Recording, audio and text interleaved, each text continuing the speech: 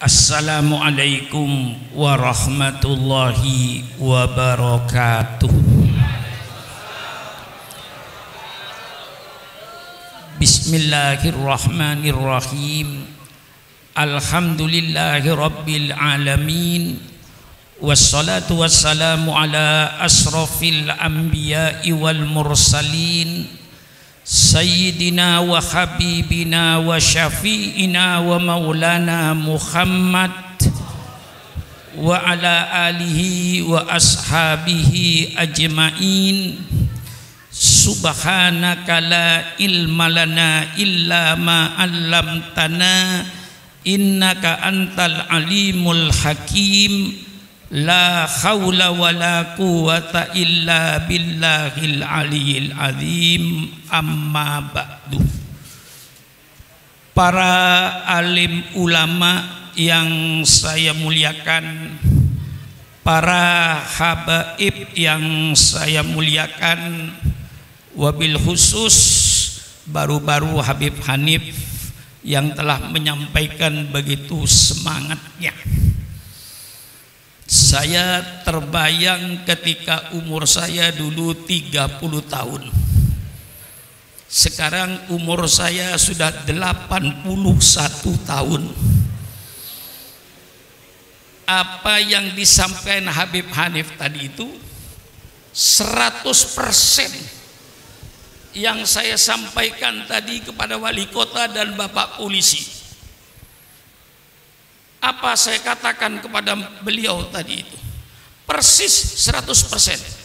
Pidato beliau terakhir itu.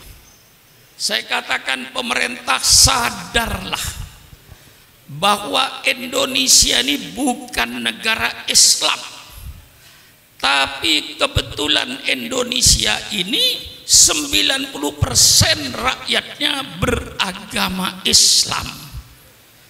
Maka kalau pemerintah mau bikin undang-undang, mau bikin peraturan, pakai pikiran. Siapa yang akan melaksanakan peraturan ini? Siapa yang melaksanakan undang-undang ini? Kau jangan bikin undang-undang peraturan semau-maunya. Pikirkan dulu, siapa yang akan melaksanakan peraturan yang kau bikin ini? Yang akan melaksanakan 90% beragama Islam. Jangan Anda bikin peraturan, ya Pak Jinuri ya. Jangan Anda bikin peraturan pemerintah yang bertentangan dengan Al-Quran dan Sunnah Nabi. Persilakan Anda bikin peraturan. Kalau peraturan itu jelas-jelas bertentangan dengan Quran dan Sunnah Rasulullah, umat Islam siap untuk tidak mengerjakan.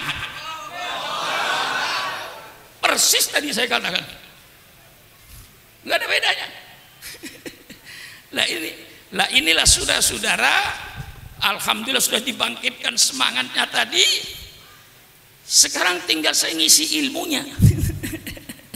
Ya, sudah cukup tadi dibangkitkan dengan ilmunya, dengan semangatnya. Sekarang saya mau ngisi saudara. Agama Islam yang diturunkan oleh Allah terakhir sebagai penutup, itu syariat Allah dari langit sudah tumplek-blek. Bahasa Jawa ini. Ada orang Jawa enggak? Ada. Orang Jawa itu kalau sungguh-sungguh mesti kata akhir diulang.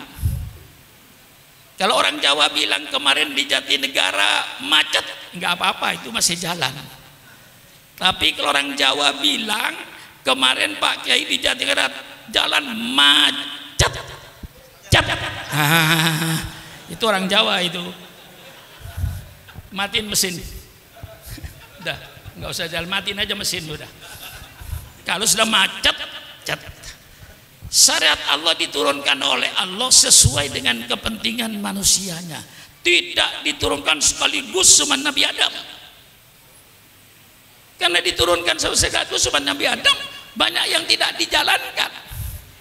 Zaman Nabi Adam tidak ada undang-undang nyolong. Mengapa tidak ada undang nyolong? Karena zaman Nabi Adam tidak ada orang nyolong. Mengapa tidak ada orang nyolong? Karena tidak ada orang. Selesai. Untuk apa diturunkan undang-undang nyolong? nggak ada gunanya itu. Dunia belum dikapleng-kapleng, negara saja belum ada, nggak perlu, nggak diturunkan oleh Allah. Zaman Nabi Adam tidak diturunkan undang-undang perkawinan sempurna seperti kita ini. Mengapa? Karena zaman Nabi Adam tidak ada orang kawin. Mengapa tidak ada orang kawin? Ya tidak ada orang. Siapa mau jadi besan? Cukup Allah kasih kemurahan. Kakak kandung kawin dengan adik kandung, adik kandung. Kalau sekarang di Jatinegara ada orang mau kawin dengan adik kandungnya sendiri, itu anak salah lahir. Mestinya lahirnya zaman Nabi Adam. Datang Nabi Nuh sempurnakan, datang Nabi Ibrahim sempurnakan, datang Nabi Musa sempurnakan, datang Nabi Isa sempurnakan dengan kitab Injilnya. Datang Nabi Muhammad, semua kitab ditarik oleh Allah. Maka semua kitab ini sebenarnya menurut Al-Quran sudah tidak ada di permukaan bumi. Yang asli menurut Islam, Injil yang asli, yang firman Allah kepada Nabi Isa, bukan perkataan Nabi Isa, itu kitab Injil.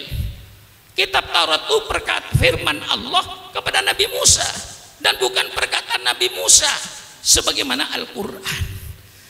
Al-Quran diturunkan sempurna, semua syarat Allah tumplak blek, tumplak blek, gak ada sisanya lagi sudah.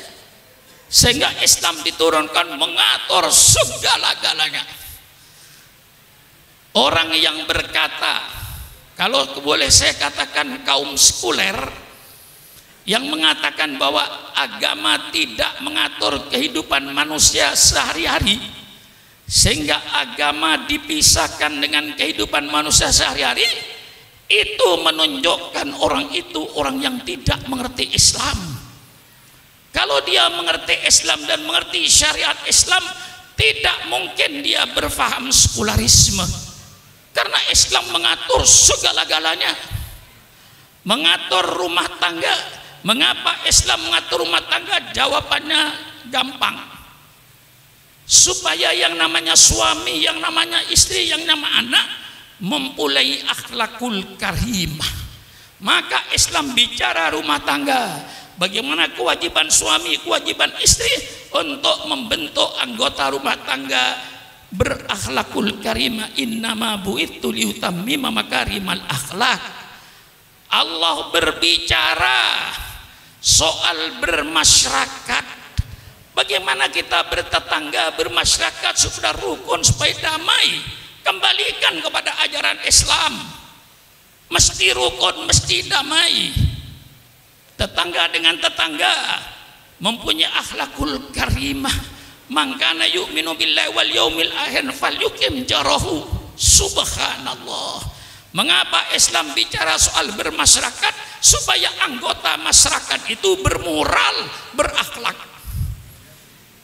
Islam berbicara soal pertanian. Mengapa Islam bicara soal pertanian? Supaya petani-petani itu berakhlak Islam. Jangan ngambil tanah orang walaupun satu jengkal, akan dikalungkan api neraka. Tanamlah tanah yang milikmu, jangan sampai menanam tanah milik orang lain. Nanti setelah panen apa kewajibannya?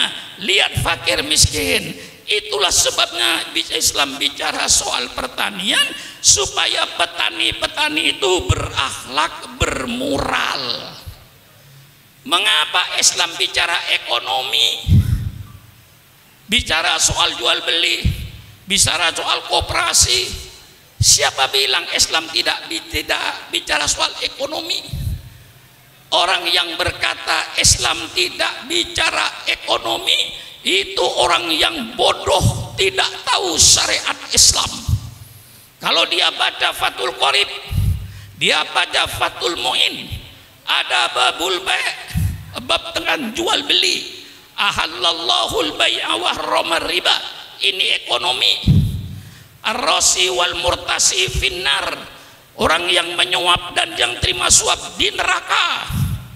La ta'kulu amwalakum bainakum bil batil. Jangan kau makan harta orang lain dengan cara yang batil, ngurangin timbangan dan seterusnya.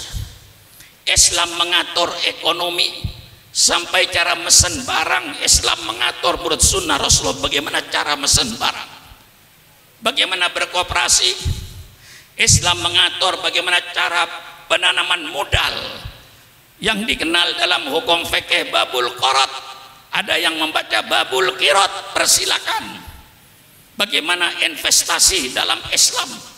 Islam berbicara sampai mendetil bagaimana memesan barang. Ya kayak sekarang ini ada online, ada syarat-syaratnya, memesan namanya babus salam. Bagaimana kita memesan barang, syaratnya bagaimana, pembayarannya bagaimana. Persilakan baca Fathul Qarib, Fathul Muin. Jadi kalau ada tokoh Islam berkata bahwa Islam tidak mengatur kehidupan manusia sehari-hari, itu keluar dari orang-orang yang bodoh dan tidak mengerti syariat Islam. Paham? Paham? Mestinya saya sudah tidak pidato begini. Dulu 40 tahun yang lalu saya begitu pidato begini. Tapi kalau sudah Islam dikutik-kutik, saya katakan jangan membangunkan macan tidur. Saya sudah tidur sebenarnya karena tua. Tapi jangan coba-coba Islam itu dipermainkan. Syukur akan tampil sebagaimana dulu ketika umur 20 tahun, 30 tahun. Tangan saya masih mampu untuk nunjuk-nunjuk. Kalau ini sudah menyangkut soal Islam. Jadi orang yang berkata Islam tidak mengatur ekonomi, tidak mengatur politik, itu orang yang bodoh Islam. Ngaji, jangan Islamnya cuman asyhadu alla ilaha illallah wa asyhadu anna muhammadar rasulullah, tidak pernah belajar Islam, tidak pernah ngaji tafsir, tidak pernah ngaji hadis, lalu berkata bahwa Islam tidak mengatur kehidupan manusia. Itu keluarlah dari pemikiran orang-orang yang bodoh Islam. Paham? Mengatur ekonomi, mengatur ekonomi supaya pelaku ekonomi bermoral, yang dagang berakhlak, yang buka industri berakhlak. Ini tujuannya mengapa Islam bicara ekonomi, supaya pelaku ekonominya bermoral, berakhlak. Innama bu'itsu liutammima makarimal akhlak. Paham? Mengapa Islam bicara politik? Intinya kata kuncinya satu, innama bu'itsu liutammima makarimal akhlak. Mengapa Islam bicara politik? Islam bicara politik supaya pelaku politik bermoral, berakhlak. Sebagai seorang pemimpin, apa kewajibannya terhadap rakyatnya? Hai pemimpin-pemimpin, jangan kau berpikir apa yang akan saya ambil dari rakyat, tapi pemimpin, berpikirlah apa yang akan kau berikan kepada rakyatnya itu. Kalau kau selalu berpikir apa yang saya ambil dari rakyat, ya gampang, naikkan semua pajak. Maka pemerintah bukan berpikir apa yang saya ambil dari rakyat, tapi pemerintah berpikir apa yang harus saya berikan kepada rakyat. Bagaimana? Bagaimana? Ngotot lagi saya ini, dipancing Habib Hanif tadi itu. Lah ini Islam. Siapa bilang Islam tidak bicara politik? Yang melarang kiai bicara politik, yang melarang ulama bicara politik di masjid-masjid, di masjid taklim adalah Belanda. Sekali lagi, yang melarang kiai bicara politik, bicara soal negara, itu Belanda. Mengapa Belanda melarang kiai bicara politik? karena Belanda ingin menjajah Indonesia sampai kiamat. Maka Belanda melarang. Banyak kitab-kitab, dulu Kiai Maskur mantan Menteri Agama cerita kepada saya, banyak kitab-kitab yang dilarang oleh Belanda yang membangkitkan semangat anak muda. Namanya kitab Idotun Nasiin. Ya Kiai, masih ingat kitab Idotun Nasiin? Kitab Idotun Nasiin ini membangkitkan generasi muda. Kitabnya sekarang masih ada. Itu oleh Belanda dilarang. Kitab-kitab yang berbau politik, Ahkamus Sultaniyah dilarang. Baik yang disusun Imam Mawardi maupun yang disusun Imam Abu Ya'la. Tidak boleh bicara soal politik. Itu yang melarang Belanda. Kalau sekarang ada tokoh di Indonesia melarang kiai bicara politik, berarti itu sisa-sisa. Tolong berhadapan dengan Syukuron Makmun. Mari kita duduk di atas meja dengan damai, dengan sejuk, sambil minum kopi. Betul? Mari bicara. Jangan ngomong sembarangan kalau tidak ngerti Islam. Di mana kau ngajinya? Di mana kau menuntut ilmunya? Mentang-mentang jadi tokoh tidak pernah ngaji Islam, berbicara tentang Islam. Ini yang merusak Islam di Indonesia ini. Mari secara ilmiahnya saya kupas. Quran, ayat politik dalam Quran terlalu banyak. Saudara kenal baldatun thayyibatun wa rabbun ghafur? Di mana itu? Di mana itu? Apa baldatun thayyibatun wa rabbun ghafur? Negara yang baik, negara yang aman, negara yang damai, negara yang sejahtera. Itu dalam surat As-Saba. Itu tertulis dalam Al-Quran. Masih banyak ayat-ayat yang berbicara soal negara. Banyak. Saya kasih sebagian saja. Lau anna ahlal qura amanu wattaqau la fatahna alaihim barakatim minas sami walakin kadzabu fa'udnahum bima kanu yaksibun. Ini ayat bicara politik negara. Seandainya penduduk negeri ini beriman dan bertakwa kepada Allah, pasti kata Allah, saya bukakan keberkahan dari langit. Hujan turun berkah, bukan angin puting beliung. Hujan turun berkah, bukan banjir bandang. Hujan yang membawa keberkahan. Kami buka keberkahan dari bumi. Buah-buahannya tumbuh, padinya tumbuh, jagungnya tumbuh, yang subur, makmur. Lau anna ahlal qura amanu wattaqau. Ini ayat menyebut suatu negara. Wa daraballahu mathalan qaryatan kanat aminatan mutmainnah ya'tiha rizquha rawadan min kulli makan fakafarat bi an'amillah fa'adaqallahu libasal ju'i wal khawfi bima kanu yasnaun. Ini ayat politik. Allah memberikan satu contoh negara yang aman, negara yang tentram. Mengapa aman tentram? Karena keadilan. Allah datangkan rezekinya yang berlimpah ruah dari segala penjuru. Negara ini yang menjadi cita-cita setiap manusia. Negara seperti di Quran ini yang diharapkan oleh semua manusia. Tapi apa yang terjadi? Fakafarat bi an'amillah. Mereka lalu ingkar kepada nikmat Allah. Allah tukar. Fa'adaqahul libasal ju'i wal khawfi bima kanu yasnaun.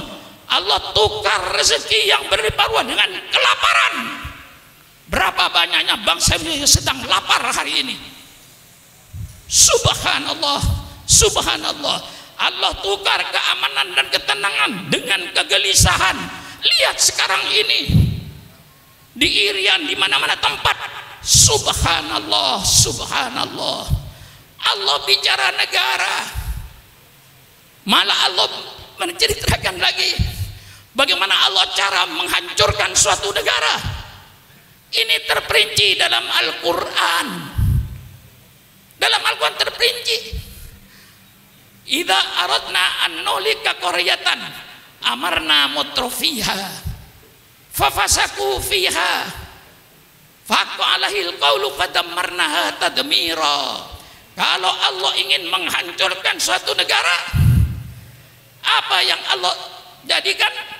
Allah perintahkan orang-orang yang bergelimang dalam kenikmatan untuk taat kepada Allah, tapi mereka tidak taat kepada Allah. Orang-orang kayanya yang bergelimang dengan kenikmatan itu, mereka main perempuan, main judi, mabuk-mabukan, segala larangan Allah. Itulah Allah hancurkan negeri itu. Kalau ini sudah terjadi, ada yang membaca tafsir itu bukan amarna, dibaca amarna. Kalau Allah ingin menghancurkan suatu negara, maka Allah jadikan pemimpin negaranya itu orang-orang yang bergelimang dalam kemewahan. Karena mereka sudah bergelimang dalam kemewahan, dengan makan duit rakyat, dia lupa kepada rakyatnya. Dia kerjakan kedoliman, dia kerjakan ketidakadilan. Disitulah Allah hancurkan negeri itu. Bagaimana? Ini nyombang atau mendoskan Habib Hamid ada saya ini. Ya karena saya orang tua, maka diletakkan belakang itu benar itu. Persilakan Kiai bicara, segala macam bicara bebas. Syukur Mamun suruh terakhir mesti nyambung. Kayak asli pidato, saya belakangan nyambung. Setiap kiai pidato saya belakangan nyambung. Tinggal nerusin aja. Maklum umurnya 81 tahun. Ya, bicara 8 apa? Saya ini pidato Habib Hanif sudah 53 tahun. Saya pidato sejak zaman Bung Karno. Saya sudah pidato melawan Bung Karno. Mestinya orang Betawi itu secara psikologisnya sudah bosan melihat saya.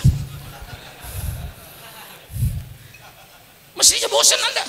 Masa lihat muka saya 53 tahun, mendengar suara saya mulai saudara di ibtidaiyah, mulai di sanawiyah, sampai sekarang jadi kiai. Insya Allah Kiai Munawir asli itu mendengar pidato saya barangkali di sanawiyah waktu itu, mendengar pidato saya, mestinya Kiai sudah bosan mendengar suara saya ini. 52 tahun 36 tahun suaranya itu aja, mukanya itu aja. Bosan enggak? Bosan enggak? Mengapa tidak bosan? Saya memberikan ini bahwa Islam itu bicara politik. Belanda yang melarang kiai bicara politik, maka saatnya para ulama, saatnya para habaib untuk bicara politik. Selamatkan NKRI ini, selamatkan Indonesia ini, selamatkan negara Republik Indonesia ini, supaya ulama kalau sayang negara, ulama bicaralah soal politik di masjid-masjid dengan syarat politik Al-Quran yang santun dan sopan, politik sunnah Rasulullah, politik yang santun dan sopan, bukan politik seperti sekarang ini yang penuh dengan hoak, penuh kebohongan, penuh ketidakadilan. Mari kita bikin politik yang sopan, politik yang santun, kembali politik yang sopan, politiknya Al-Quran. Ngotot saya ini, ngotot Kiai, supaya Habib Hamid kalau pidato lebih ngotot dari saya. Malulah sama saya kalau Anda tidak ngotot. Setua itu masih ngotot, masa yang muda-muda? Betul atau tidak Pak Haji? Ini mungkin sudah coba bayangkan, kalau sekarang saya pidato kayak begini dengan umur 81 tahun, Kira-kira ketika seumur 30 tahun kayak apa? Bayangkan aja sendiri. Pidato sudah 53 tahun. Dan ini sudah karena Islam. Islam bicara politik. Justru tadi dalam Habib Hanif sudah menjelaskan, Rasulullah menjadikan contoh. Tetapi di waktu itu tidak sebut ad-daulah al-islamiyah, tidak ada. Tidak ada. Yang ada negara Madinah. Mengapa Rasulullah tidak menyebut ad-daulah islamiyah, negara Islam? Tidak perlu. Mengapa? Pemimpinnya Rasulullah, yang dipakai Al-Quran. Tidak perlu lagi pakai daulah Islamiyah, cukup negara Madinah dipimpin oleh Muhammad ibn Abdullah. Betul? Ijma ulama mendirikan negara itu hukumnya wajib. Nggak ada ulama yang khilaf. Persilakan baca kitab Al-Ahkam As-Sultaniyah. Persilakan baca kitab Al-Ahkam As-Sultaniyah Imam Mawardi, Imam Abu Ya'la. Persilakan baca kitab Ad-Daulah Al-Islam Siyasatu Fiqhud Daulah yang disusun oleh Yusuf Qaradawi, Profesor Dr. Yusuf Qaradawi. Persilakan baca. Walaupun dalam beberapa hal saya tidak sejalan, tapi ada yang saya sejalan. Kitabnya Ibnu Taimiyah yang mana Fiqhus Siyasah. Di situ berbicara soal politik. Maka dikatakan mendirikan negara hukumnya wajib. Tanpa negara, rakyat arogan, yang kaya menindas yang miskin, yang kuat menindas yang lemah, kedoliman akan merajalela, ketidakadilan akan merajalela. Maka perlu mendirikan satu negara seperti Rasulullah Sallallahu Alaihi Wasallam di Madinah. Anda jangan bicara di Indonesia pluralistik. Rasulullah pertama kali di Madinah mengabdi negara yang pluralistik. Di situ Yahudi, di situ Nasrani. Yahudinya saja yang ada mungkin ada 12 suku. Orang-orang Yahudi, orang-orang Nasrani, penyembah berhala. Rasulullah sebagai pemimpin negara, sebagai pemimpin negara, bagaimana menyatukan rakyat yang pluralistik? Itulah yang tadi disebut oleh Habib Hanif dengan piagam. Bukan piagam Jakarta ya, piagam Madinah, Sohifatul Madinah, tulisan aslinya itu piagam Madinah untuk mempersatukan mereka. Dengan cara apa? Ya banyak pasalnya, itu mungkin ada 25 pasal itu Habib kalau dibaca semua, tapi sambil intinya, substansinya. Orang Yahudi bebas dengan agama Yahudinya, menjalankan agamanya. Orang Kristen dibebaskan menjalankan agamanya, tidak diganggu. Mari kita bersaudara. Kalau ada musuh dari luar, kita bersatu antara Yahudi dengan Islam melawan musuh dari luar. Karena kita memberikan satu negara Madinah. Biaya bersama, sama-sama keluar biaya. Tetapi peraturan pokok di situ ada.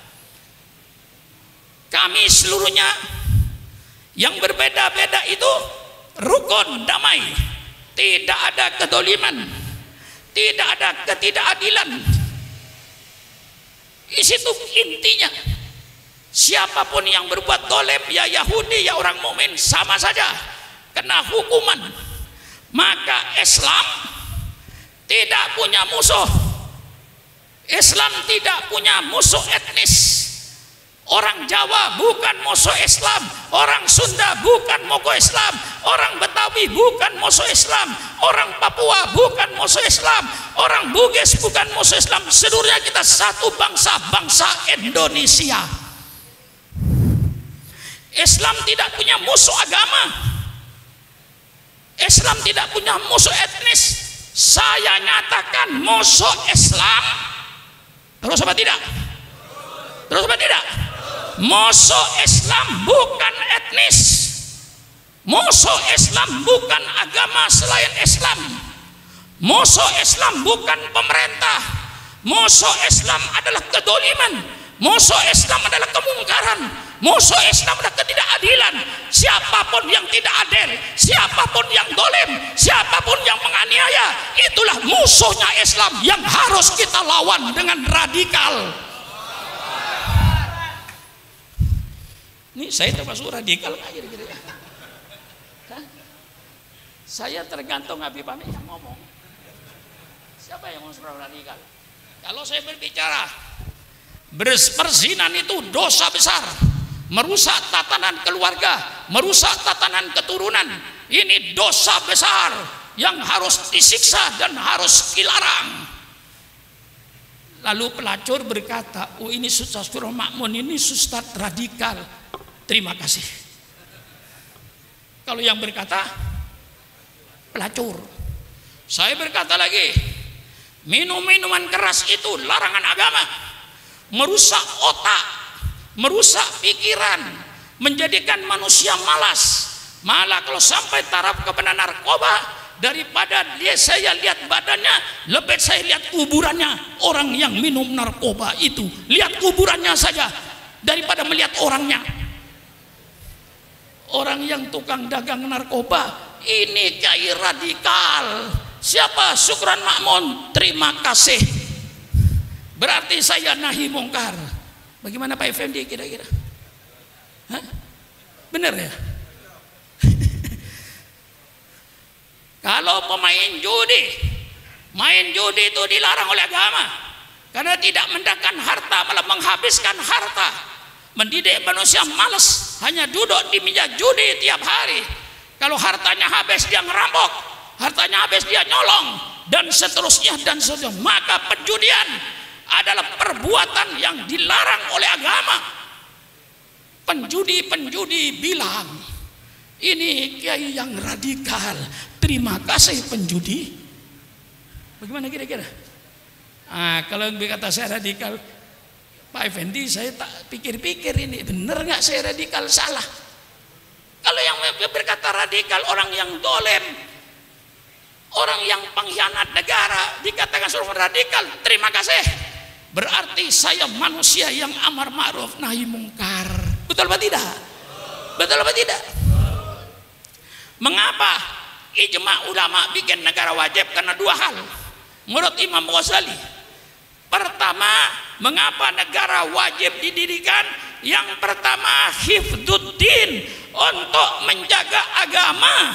Negara wajib menjaga agama. Agama diperkuat, jangan diperlemah, jangan membuat perpecahan dalam agama. Satukan agama itu, jangan dibikin pecah belah. Karena dengan kuatnya agama akan kuatlah moral bangsanya.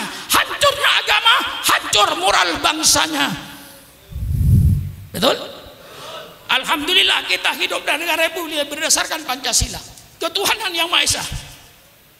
Ada kata ketuhanan Maha Esa, maka negara republik wajib menjaga agama Islam, wajib menumbuhkan agama Islam. Jangan sampai umat Islam pecah belah. Kesatuan Islam dijaga oleh pemerintah supaya jangan pecah belah, karena nanti akan menentukan moral bangsanya. Bagaimana? Ngotot juga saya ini Pak. Sudah. Yang kedua, mengapa kita wajib mendirikan negara? Ijma.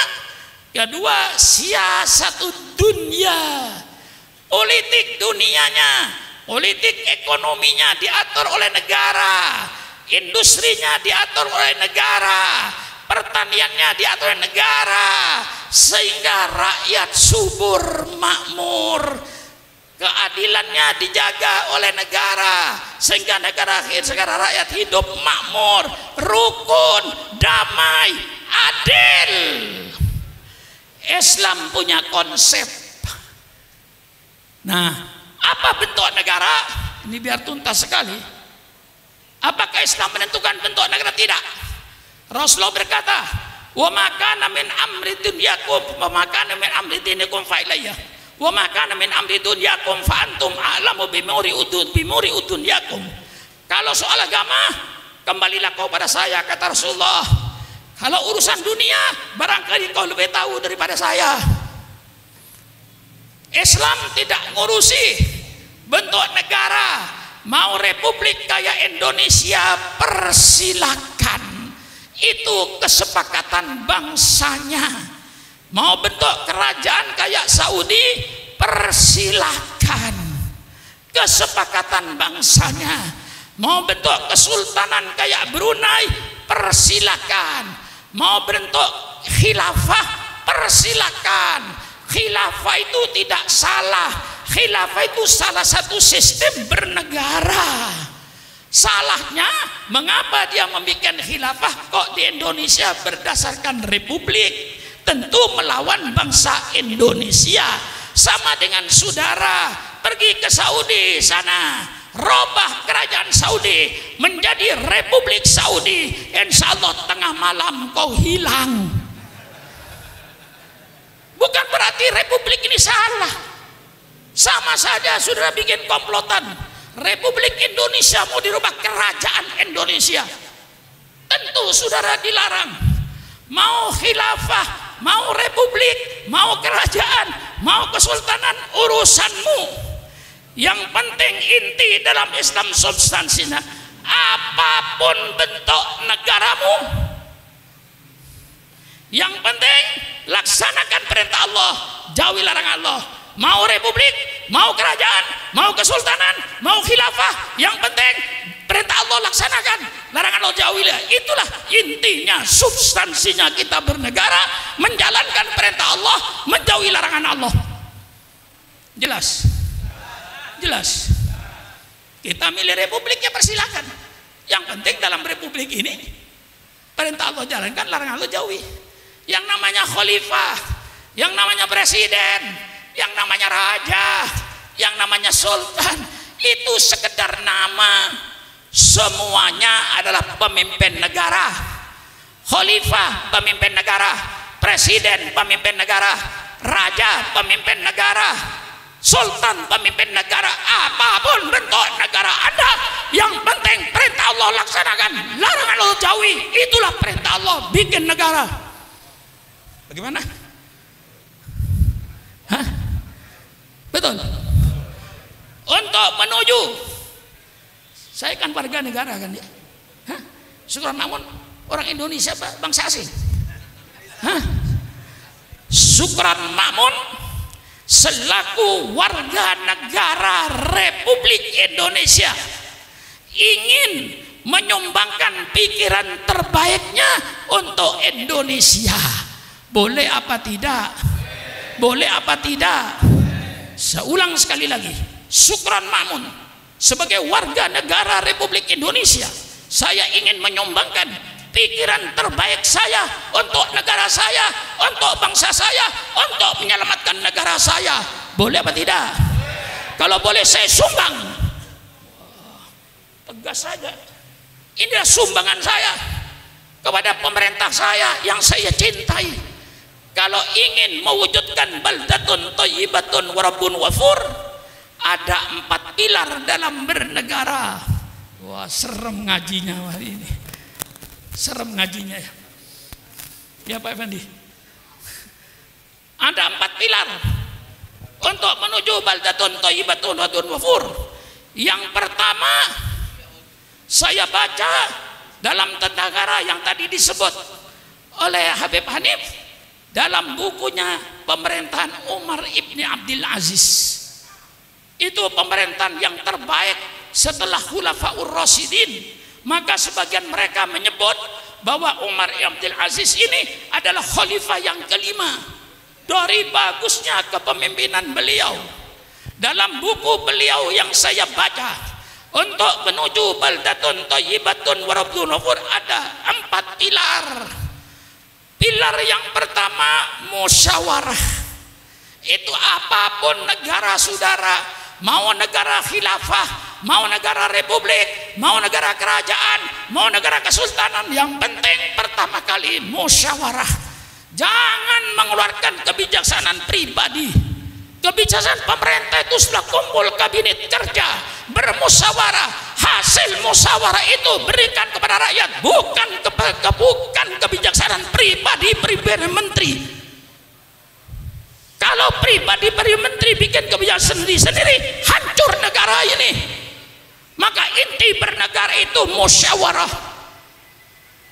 Ini Islam. Fabima rahmatim minallahi lintalahum walau kunta faddan ghalidan qalbi lam faddu min haulik fa'fu anhum wastaghfir lahum wasyawirhum fil amri fa idza azamta fatawakkal 'ala Allah.